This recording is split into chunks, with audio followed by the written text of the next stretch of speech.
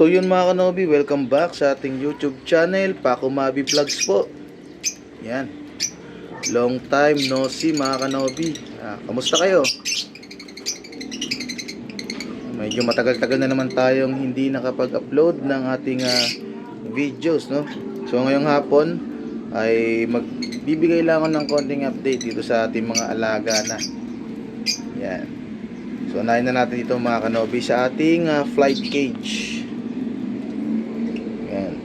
So sa flight cage natin mga kanobi, merong mga ilang nadagdag. Yan. So mapapansin nyo itong puti na to, itong move na to. Yan. Dagit lang yan mga kanobi. Pumunta lang dito. Yan. So siya ang bagong ibon natin dito. So nasa isang buwan na siguro siya dito. Yan. Okay na siya ngayon. No? Medyo tingin ko parang bata pa siya eh. Tsaka mukhang hen. Yan. Hindi ako sure kung opaline siya, pero sa tingin ko parang opaline niya. Mauve pied opaline kasi wala siyang rampa. Yan o. So parang madungis lang siya tignan. Akala ko nga nung una nung dumating siya dito ay isa siyang yellow bull tuloy. Sorry, white bull na marumi lang. Pero nung nilagay na namin dito kinaumagahan, nakita ko ano pala siya, isa pala siyang mauve. Yan. Tapos meron tayo ditong mga bagong nagpares. Ayan, yung ating back to back green opa. Ayan, hindi nag-focus yung camera. Ayan, tapos itong banded natin na medyo may edad na rin. Yan, hindi pa natin pa rin nasasalang hanggang ngayon. Puro na lang tayo salita na isasalang. Yan, kasi wala tayong mabitawan na breeder. Wala tayong ibang mapaglagyan sa kanila. Yan. Tapos itong ating mga kak.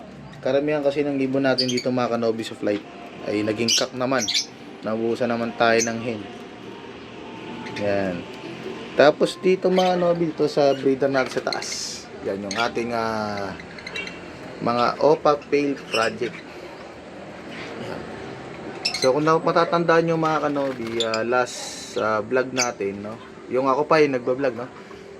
Kasi simingit si Mrs. Gawa ng siya na dapat yung ngayon, magbablog.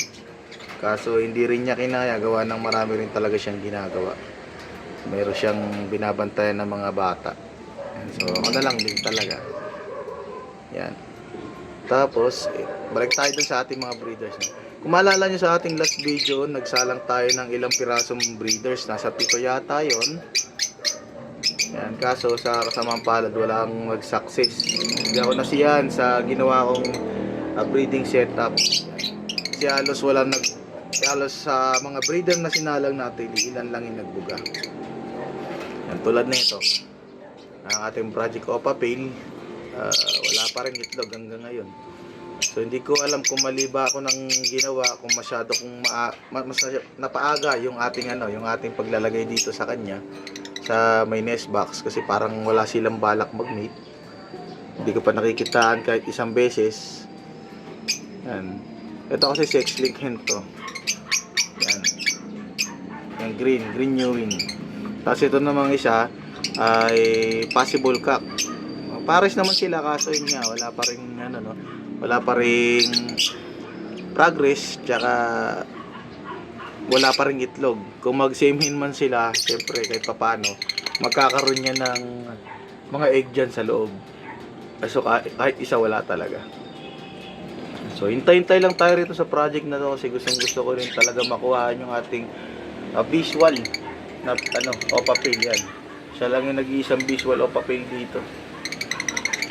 Yan, sana makapag-produce tayo dito. Tapos dito naman sa ating Opa Pale din, yung magulang nila. Ang problema ko rito sa breeder na to, pag nangitlog siya, hindi niya na tinutuloy kapag nasilip ko yung itlog niya. Pinaglalaroan niya na. Ayun na, yung ating Violet Pale Fallow. Proven na siya na sa kapares niya talagang umiitlog sila. Nga lang, pagdating sa pisaan, medyo maselan. So hindi natin inalis, dyan lang muna sila. Pinabayaan ko na rin para kung sakali magbibigay sila ng mga bagong ibon sa atin, di salamat. Pero kung wala naman, salamat pa rin yan. Syempre, alaga natin yun eh. Yan, tapos balik tayo rito sa baba. Yan. So dito mga kanobi, walang laman, no? Pero mamaya na yan, dito man tayo sa laman yan. Yan. Yung ating project na Lutino Opa, dalawang pares, yung nakalagay doon sa double cage na yon, yan nilagay natin dyan. Pinagpahinga muna natin kasi sila lang yung mga tanging nakabuhay sa mga clutch nung nakaraan. Yan. So yung naman sagarin ng sagarin, baka naman syempre magloko rin. Sila na nga lang yung nakakabuhay. Kaso kung sasagarin pa natin, baka ano din, no? Baka magloko rin.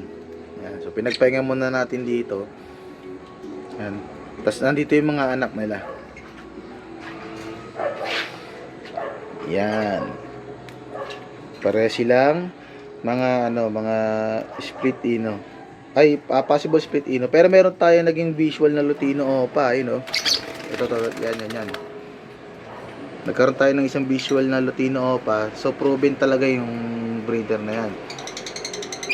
Yan. Tapos meron pa ako dun isa sa baba, isang green possible ino, possible split Opa. Kaso nagkaroon na siya ng problema sa paa niya. Late ko na kasi nakuha eh. Hinan feeding na namin. Nag-splay na yung legs niya. Yan. Halos sa dalawang breeder na to, yung mga anak nila, puwera lang dito sa Parvlopide na to. Yan. Kasi ang magulang niyan ay sa natin Project Parvlo Opaline. Yung nandito, yan, ito sila. Ay, yan. Ayan, dito yung galing. So na-rescue rin natin yan kasi ang hirap nga ng ganitong setup eh. May nakaganito yung yung nest box nasa loob. Ang hirap silipin nung inakay kung ano na nangyayari sa loob. Baka patay na o nilalanggam na, di ba? Nadaganan ng magulang. Hindi natin ma-rescue. So ginawa natin, kinuha na kagad natin siya. Yung mga kapatid niya patay na pala, buti nakaligtas pa to. Tsaka splayed na siya nung nakuha natin. Buti na ayos pa natin yung mga binti niya. Yan. Tapos dito sa ating eto nga lang, balikan natin to, no. Ito nga, tingnan niyo mga kanobi. Itong nest box nila. Hindi ko alam kung may laman yan o wala. Kasi yung ginawa nung hen dyan, matapang yung hen ko dito eh. Talagang tinakpan niya itong bungad ng ng mga malunggay. Hindi ko masilip. Halokain mo pa. Kailangan mo pang ipasok yung kamay mo. Kasi pag pinasok mo naman yung kamay mo, hindi niya titigilan ng tuka. Tutukain niya ng tutukain doon hanggang sa mangayaw ka. Kahit na ilabas mo yung kamay mo, talaga nakasabit pa siya. Diba? Ganun katapang yung hen ko dito eh. Kaya medyo nahirapan din ako siyang silipin talaga. Yan. Tapos meron tayo ditong spare na Lutino. Yan, kakto eh. Yan, naghahanap ako ng pwedeng ipares. Baka yung nandito, isa dito. Ito baka itong Lutino Opa na to na babae. Ang ipares ko na lang dito. Kasi wala rin progress tong dalawang to. Sobrang tagal na rin. Nagiging palamuti na lang. Yan. Tapos, akit muna tayo ulit dito sa ating flight. Meron pa tayo ditong isang Lutino. Ayun. Yan. Lutino cock din yan. So, marami tayong pwedeng ipares dyan. So, inabang ako kung mag-hen itong Lutino Opa natin. Ayan o. Ayan. Ito nyo yung buntot mga kanobi. Diba? Pwede na. Hindi siya quality pero masasabi natin pwede na. Meron din naman tayo ritong hen na Yellow Bulls Opa. Kaso ito yung possible ino nga lang. Saan na ba yun? Yung walang sing-sing. Ito. Yan. Tama ba? Nalilito na ako sa mga ibon ko mga kanobi. Tama ito. Yan. Lutino. Yellow Bulls Opa, possible ino. Yan. Pwede rin natin siyang ipares doon. Kaso, nagdadalawang isip ako kasi meron siyang kaparings ito. para siya patong isang yellow balls dito. Na possible split O pa rin. Medyo may katandaan na rin itong mga ibon na to. Ang hirap lang din bitawan kasi syempre sila yung mga nagbigay sa atin ng mga inakay. Parang kumbaga tinitreasure natin yung mga alaga natin sa ganun. Hanggat maaari ayoko talaga ipamigay o i-out yung ating mga breeder na nagbibigay sa atin talaga ng ano. Yan. Tapos share ko na rin pala mga kanobing, ginawa ko lang nung nakaraan itong holiday kasi nga nahirapan na ako nahirapan akong silipin yung mga inakay natin sa ganyang setup nasa loob. Ginawa ko yung double cage na commercial ay in-upgrade natin. Kaya in-edit natin, kinostomize natin para maging double AC. So ito yung nangyari. Yan, binutasan natin dito. Yan. So syempre, yung pinto niya kasi nasa gitna.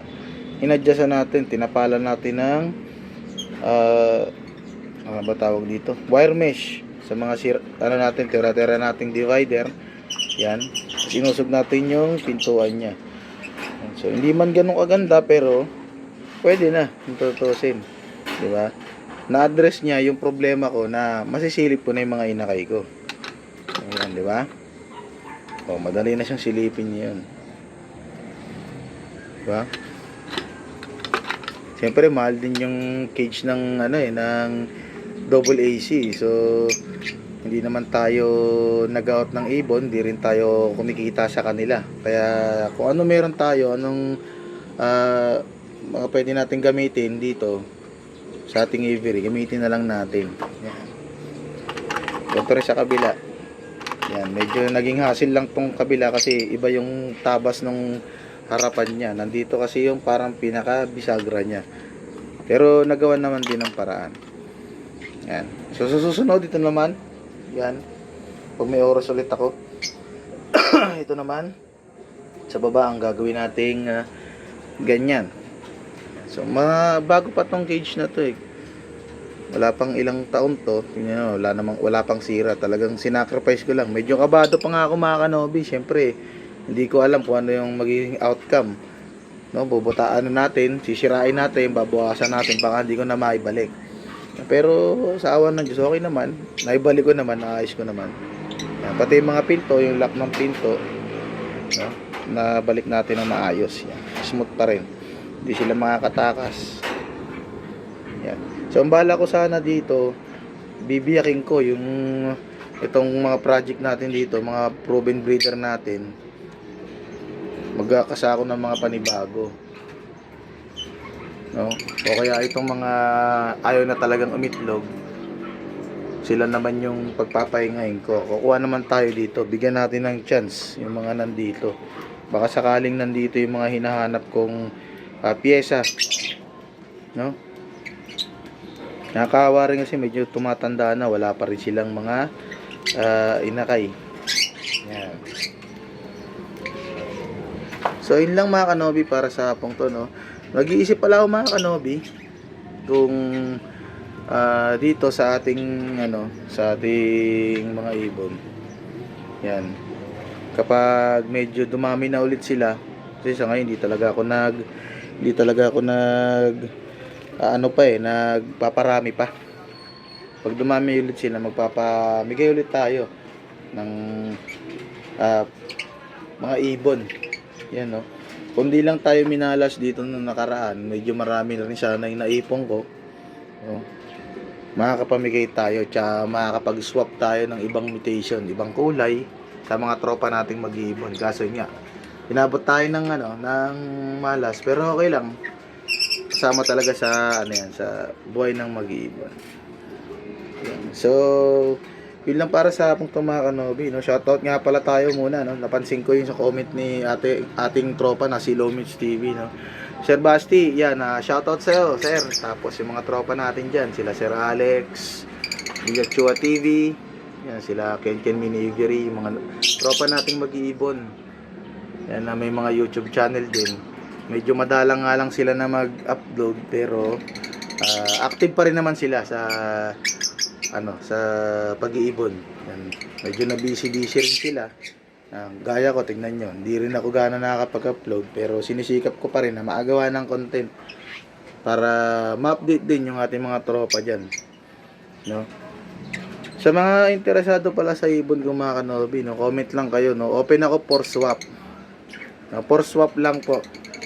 Yan, di sa mga ibon natin ng mga Lutino Opa Project tsaka Opa Pale. Tapos dito sa ating light.